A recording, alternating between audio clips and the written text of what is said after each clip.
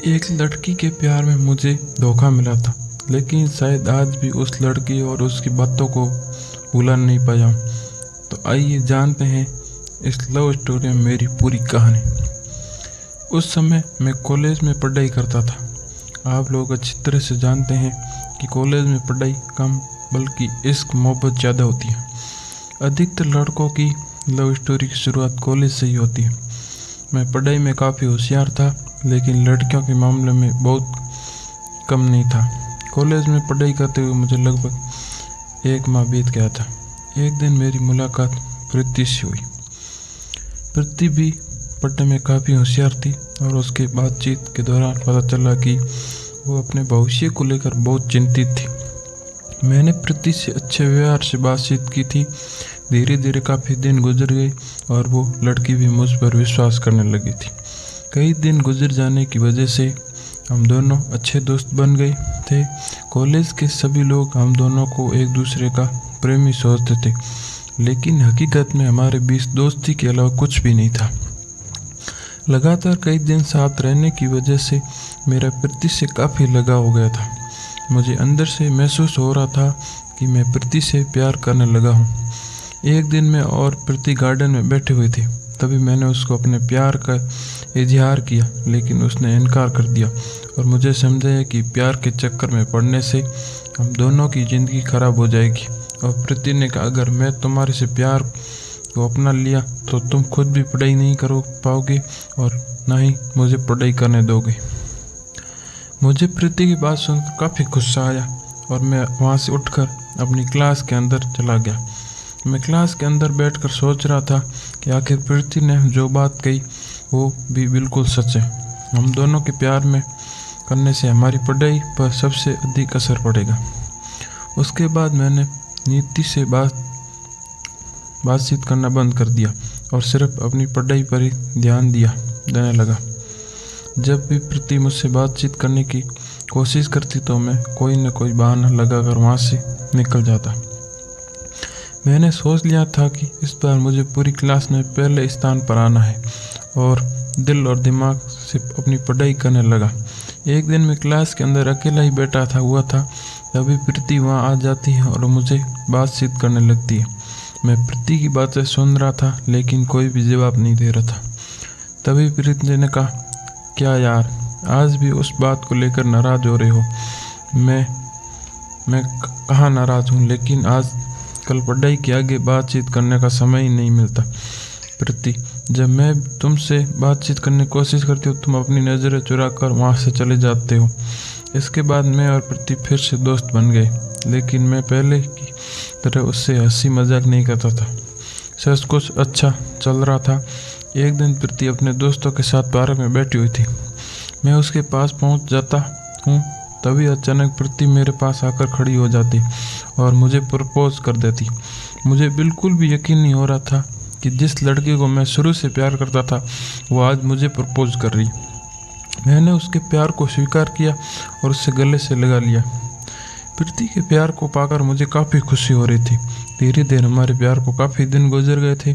College के सभी लोग प्रीति को भाभी कहकर बुलाने लगे। प्रीति को भाभी कहकर बुलाने की बात से वो काफ़ी नाराज़ हो जाती थी, लेकिन मैं किसी भी तरह से उसे मना लेता था। एक दिन मैंने पार्क में प्रीति का हाथ पकड़ लिया और कहा, क्या तुम मुझसे सच में प्यार करती हो? मेरी बात सुनकर वो ज़ोर ज़ोर से हंसने लगी। थोड़ी देर में प्रीति के सभी दोस्त इकट्ठा हो गए। मैंने कहा, प्रीति पागल हो गई हो क्या? सभी लोग हम दोनों को देख रहे हैं। थोड़ी देर बाद प्रीति ने कहा, मेरा हाथ छोड़ो, मैं तुमसे कोई प्यार नहीं करती हूँ। थोड़ा सा मजाक क्या किया, तुम तो सीरियस ही हो गए। तभी मैंने कहा, मैं तुमसे अपनी जान से भी अधिक प्यार करता हूँ और तुम ऐसे मजाक समझ रही हो। इतने में प्रीति मेरे गाल पर एक जोरदार थप्पड़ जड़ देती है और अपने दोस्तों से कहती है, मैंने प्यार का नाटक क्या किया, ये तो मेरे गले ही पड़ गया।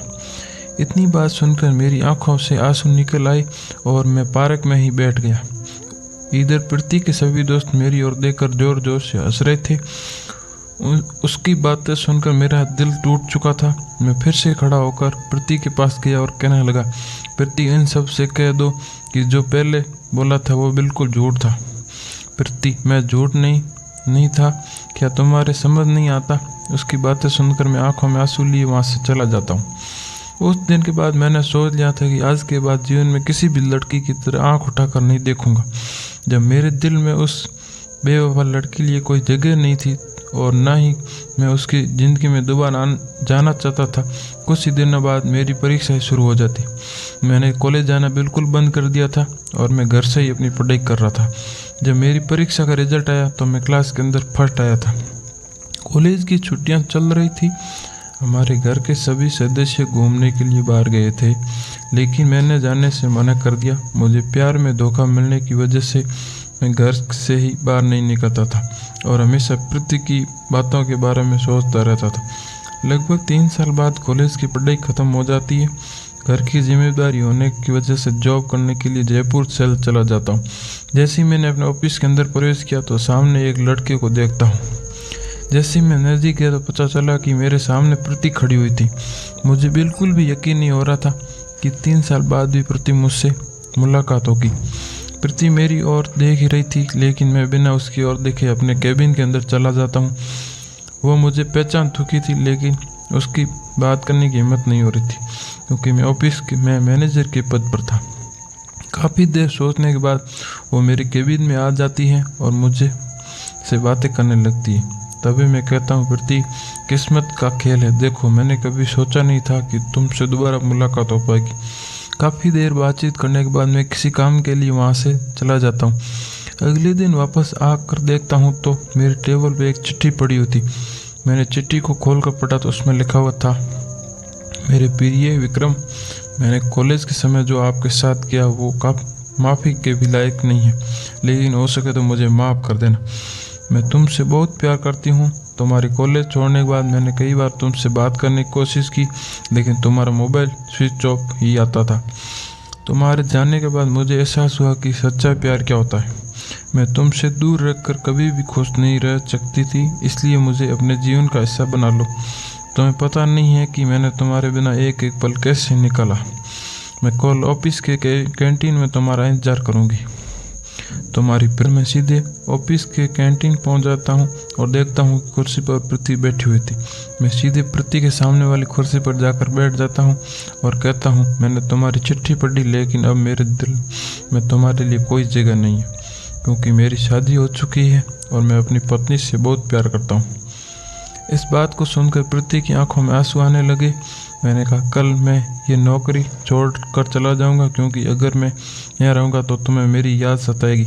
इतनी बातचीत करने के बाद मैं वहाँ से उठकर अपने कैबिन के अंदर जाता हूँ और अपना बैग उठाकर कमरे पर चला जाता हूँ।